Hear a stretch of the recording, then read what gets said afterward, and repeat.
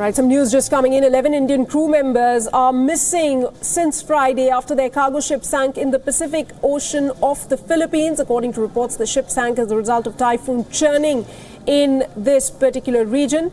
Japanese Coast Guard have said 3 vessels sailing near the area rescued 15 crew members, but the fate of 11 others is still unknown. Around 26 Indian nationals were on board the ship. The 33,000-ton cargo ship with 26 Indian nationals on board sent a distress signal early today. The Hong Kong registered vessel was sailing some 280 kilometers east of the northern tip of the Philippines when it hit the turbulence and sank. Japanese officials say the typhoon has made the rescue efforts difficult at this point. That's the latest coming to you. 11 Indian crew members are missing after a vessel has sunk off the Philippines, and efforts are on to figure out the fate of these 11 Indians.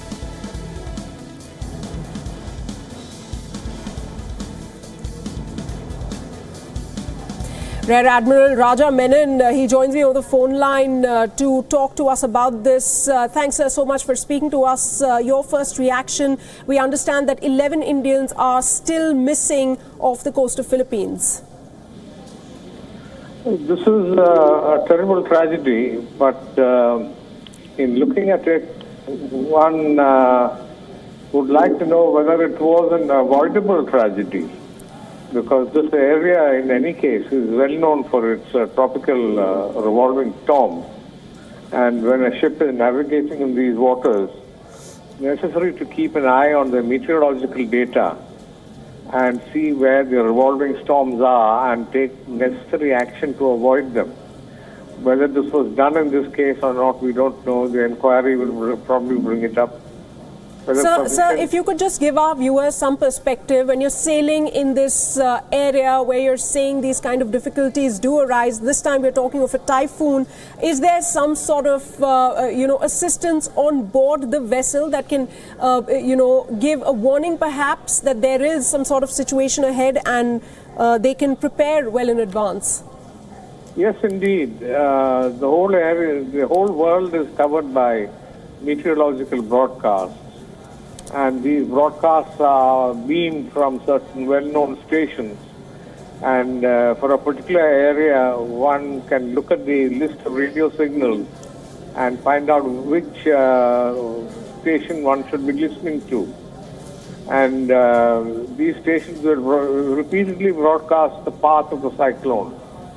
And those ships which have very modern facilities can even get visual data on where the cyclones are. All right.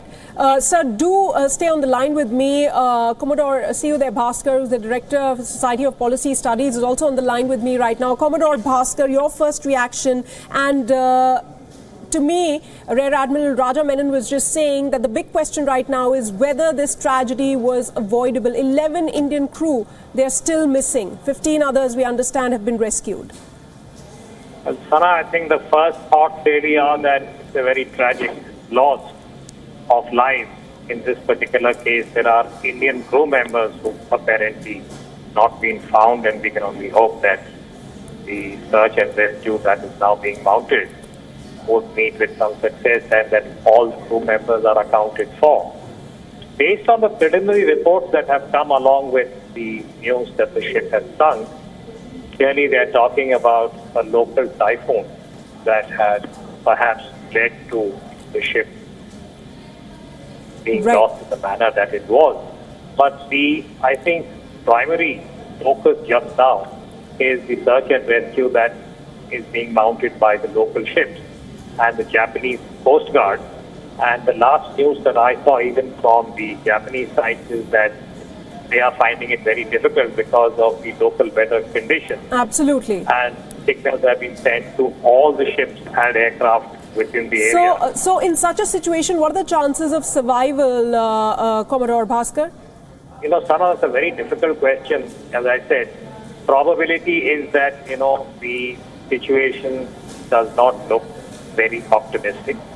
But at the same time, I would say that there are many kinds of miracles that take place at sea, if you will. And we only hope that when the weather conditions improve, and along with that visibility, that perhaps there would be some kind of sense about the missing crew members. And in the event that the ship has been able to be equipped with appropriate life-saving equipment, then hopefully, as I said, we might have some news that... All right, let's hope for the best. Thank you so much, Commodore Bhaskar. And I'd also like to thank Rear Admiral Raja Menon very much for joining me and sharing your thoughts on this very tragic news that we are reporting from this area near Philippines.